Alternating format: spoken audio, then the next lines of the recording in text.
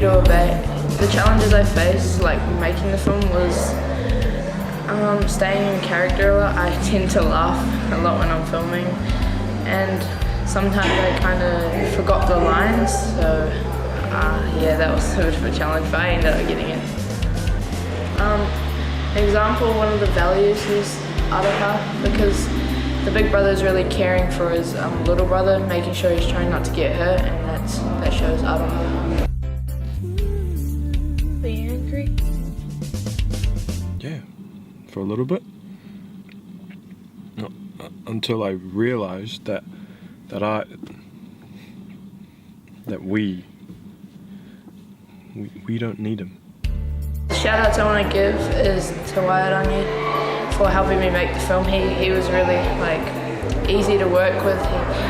He made me feel really comfortable. So instead of me being really shy, I was able to make this movie with him, which turned out pretty good. You're my little brother.